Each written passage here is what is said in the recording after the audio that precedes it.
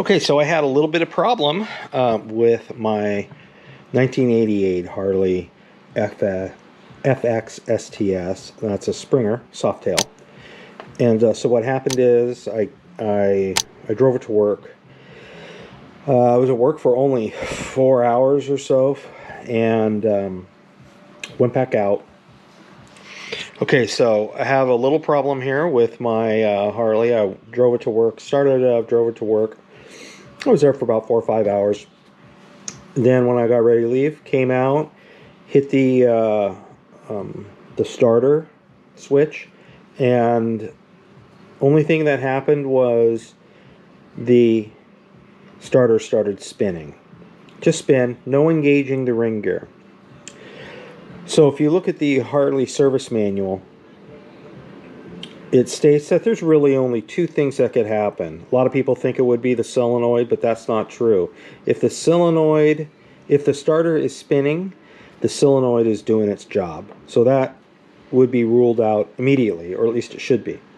The next thing that it could be is the fact that the starter could be shot in such a way that what do they call it, the overrunning gear. Some people would call it a starter clutch. There's an issue with that. That issue could be, the teeth are worn, the starter itself is worn to such an extent that it's not grabbing the ring gear. The other one is the one that in my gut I just knew had to be the problem. Now the reason for that is because if you've had a vehicle, a Harley or anything for any amount of time, you know just by sound or feel that something's wrong. You might not know what it is, but you know that something could be up. Now that happened with me when I started it to go to work. It just seemed a little bit, I don't know how to explain it. It seemed to be just a little off the way it started. Nothing major or alarming, of course, but I don't know how to explain it. Just the sound didn't sound right. So when I got to work,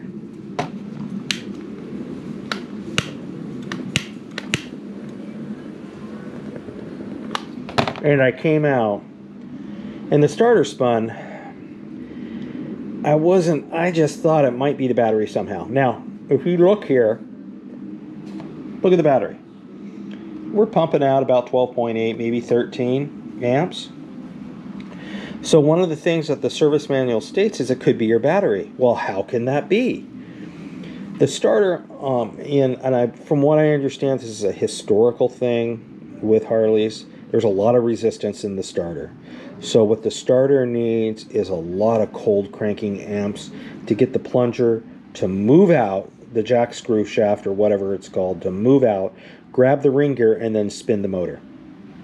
So since I thought it was the battery, I went ahead and put a load test on it. Now let's see here. See here, again, we're looking at almost 12.8 to 13 in voltage. We're going to put a load test on this for only 5 seconds, not the maximum of 10. Okay, here we go.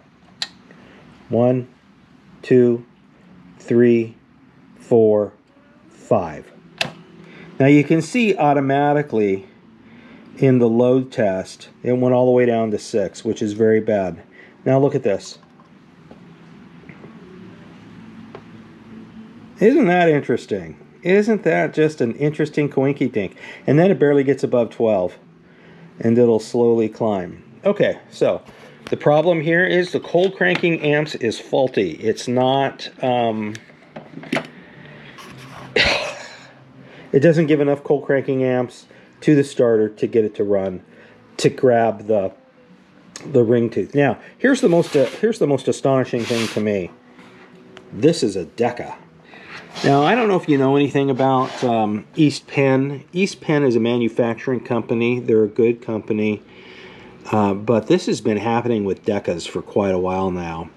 People will get one and it'll only last like a year, if that.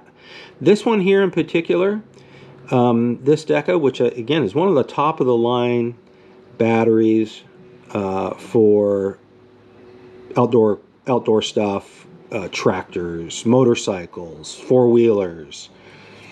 only lasts me 2 years. 2 years. So this thing failed. It probably should have had at least a good 3, 4. Man, I've had people who have had a Deca in their motorcycle for 8 years, and it's been just fine. Something's wrong with this Deca, though, and it obviously failed automatically. Now, I kept it on a tender, a battery tender, and so the Deca was never not on a trickle when it was not in use. So this is quite astonishing. This is a unexpected and massive failure.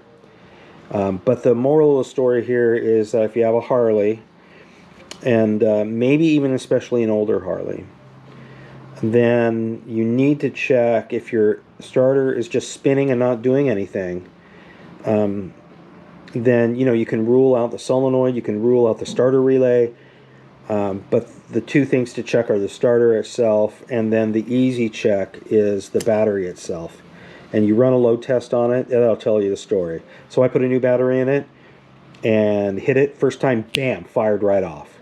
So the battery was bad in this case, and the service manual for Harley was absolutely correct. Okay? All right. Hang loose.